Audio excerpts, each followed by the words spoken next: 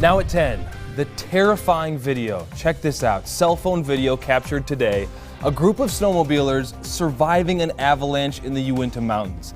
Sadly, another avalanche today in Mill Creek Canyon left 4 people dead. This marks the deadliest avalanche in Utah in nearly 30 years. The tragedy and the warning from experts just ahead.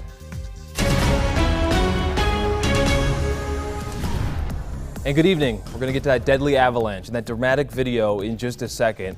But we're also following breaking news tonight. An officer-involved shooting taking place in a neighborhood in Kearns this evening. Happening around 8 tonight. A lot has happened since then near 5700 South China Clay Drive in Kearns. ABC4's Jared Jotnitty is live now.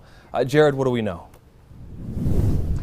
Well, Nick, very preliminary information this hour. We do know from Sergeant Melody Cutler with Unified Police Department that this is an officer-involved shooting. No officers are injured, and Sergeant Cutler isn't able to confirm any other injuries at this hour. Take a look behind us. It's dark out here. We cannot get the scope of the response, but it appears officers are focusing their efforts around a home down this block. Again, no other injuries to report. We do have Unified Police Department, Unified SWAT, and West Valley City Police on scene. A lot of unanswered questions. Which department the police officers involved are in, which officers, who they were shooting at. But we did speak to a neighbor who watched the entire scene unfold. Take a listen. And all of a sudden you can see the guy pulled out the gun and bow, bow, bow, and you can see the 2 flashes. Had ducked down a little bit, and all of a sudden the police just fired back. And then he just went down.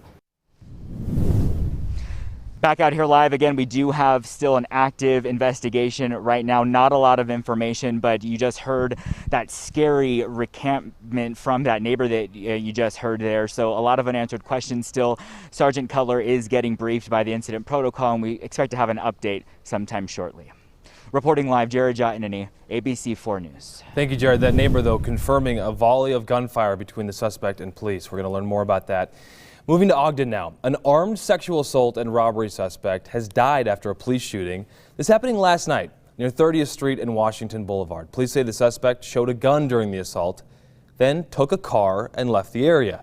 Officers say they found the car, they found the suspect, and according to police, the suspect showed police the gun again, and that is when 2 officers opened fire. Ogden police say the officers were wearing body cameras. None of the officers were injured. We know they have been placed on administrative leave. This shooting, by the way, is under investigation. We have developing news tonight to tell you about, but check out the video behind me. Dramatic video. These snowmobilers survived, but it shows you the power of Mother Nature, the power of what these avalanches might look like, sound like, and be like. We do know that one of these avalanches today in Mill Creek Canyon ended with 4 people dead. 4 were rescued, so that's a separate avalanche to tell you about. Unified Police say they have not recovered the bodies on the mountain. ABC4's Jordan Burrows talked to a search and rescue crew member who's been a part of the last 2 avalanches. We've had 2 deadly avalanches in just the last week. Recovery operations to resume tomorrow morning in an effort to get the bodies of 4 backcountry skiers. 4 others were rescued, all a part of the same group of 8 that were skiing in the backcountry in Mill Creek Canyon. I spoke to a member of the Salt Lake County Search and Rescue Team. He takes us through what's involved with a volunteer to save lives. Hoisting teams in, hoisting victims out. 4 people rescued and hoisted to safety from Life Flight and Utah Department of Public Safety helicopters.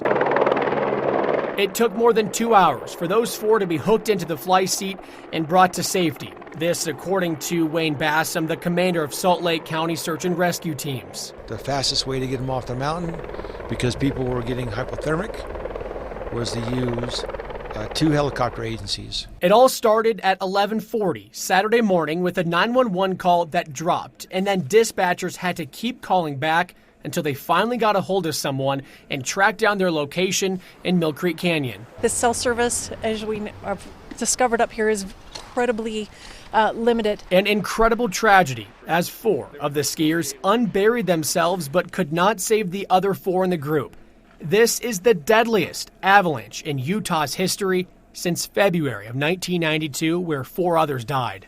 Sergeant Cutler with Unified Police says everyone had an avalanche beacon, She says nobody should have been on the backcountry Saturday as avalanche risk was extremely high. You know, I'm not sure if it's the thrill or what it is, but it's really important to pay attention to those things. There has been advisories out recently of the very high avalanche danger. Lifeline's getting ready to insert me via hoist. 3 of the rescued skiers are in good condition, but one experienced hypothermia.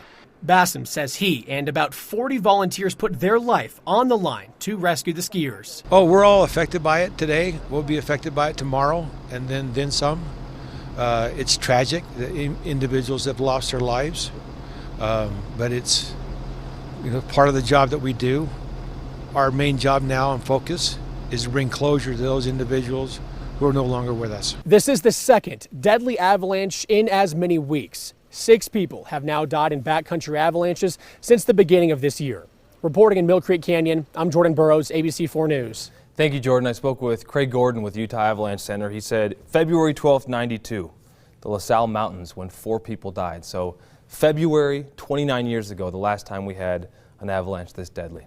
Unified Police tweeting about an hour ago that because of the avalanche, Mill Creek Canyon is closed now for recreational use until further notice. We know that Utah Governor Spencer Cox tweeting a statement on today's tragic avalanche saying, quote, "This is a horrible tragedy and our prayers go out to the victims and families involved. We are grateful to the first responders and others who engaged in this rescue and recovery effort. With avalanche danger high right now, please exercise extreme caution." Salt Lake County Mayor Jenny Wilson also releasing a statement saying, quote, "We are heartbroken over the tragic news of 4 fatalities as the result of an avalanche in the Mill Creek Canyon area this afternoon. We deeply mourn the loss of life due to this devastating incident." Okay, meteorologist Jeff James joining us now. Jeff, you saw that avalanche video, and it's sort of like nobody knows what it's like to drown, and nobody knows what it's like to be in an avalanche, but you see that image, and it's terrifying. Yeah, the video of the snowmobilers, in particular, I was amazed that someone could even hold the camera steady long enough to be able to see it. You know, thousands of tons of snow just ready to come at you, and the force, the crushing force. The Avalanche Center is serious about this. Anything between 30 to 60 degree in slope, stay off, in particular these areas here. They were talking about in the latest bulletin, the Bear River Range, Wellsville Range in particular, and this will continue right through tomorrow morning, even midday, because the winds are keeping up. That's one element that's helping elevate the risk out there. I mean, it's an unstable, very volatile situation. We've seen multiple layers of snow from recent storms, and each new layer, gets compacted, and then we have temperatures going above freezing, and then you get some snow melt underneath that top layer, and that's very grainy, and it has a tendency to slip. So we just have to be really careful out there. Look at some of the wind speeds today, and these aren't even in the mountains. Here are the most recent wind gusts.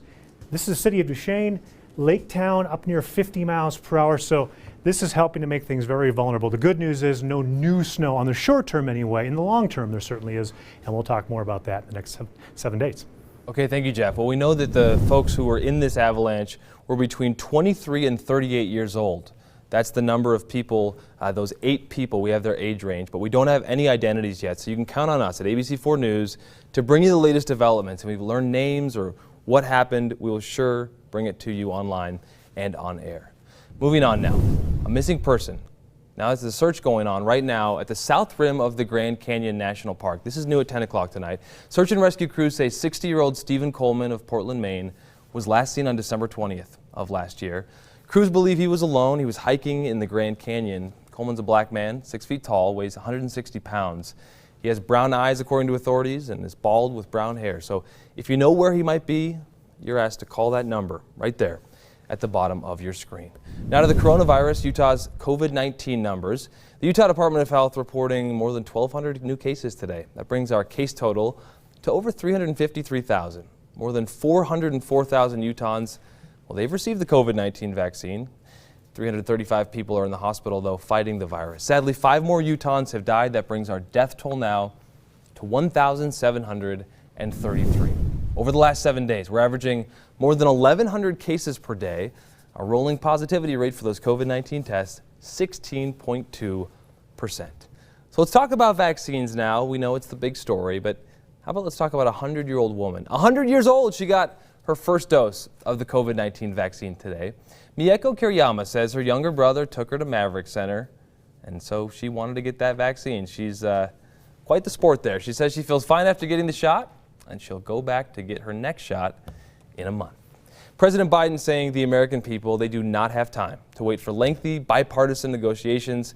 He says they need help now. The president hoped for bipartisan legislation, but says he's willing to move forward without GOP support. And he stressed the size of those $1,400 checks, non-negotiable.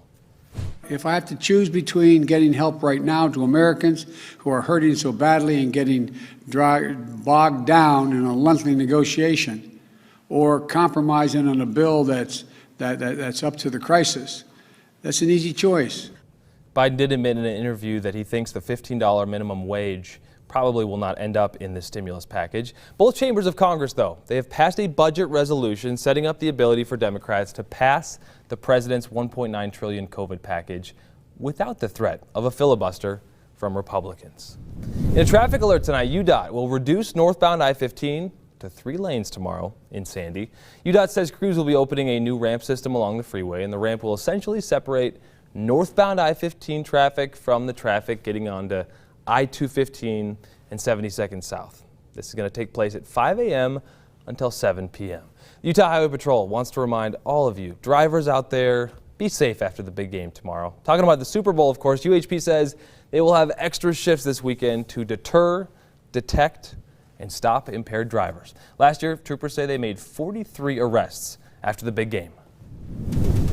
Coming up on ABC4 News at 10, the East Coast bracing for another storm. See how rescue crews saved a man who fell through the ice while fishing. And after we cleared out those clouds this morning, it was a fantastic day, wasn't it? Temperatures near 50 degrees. How much more of that do we have in the 7-day? Got to stick around and find out.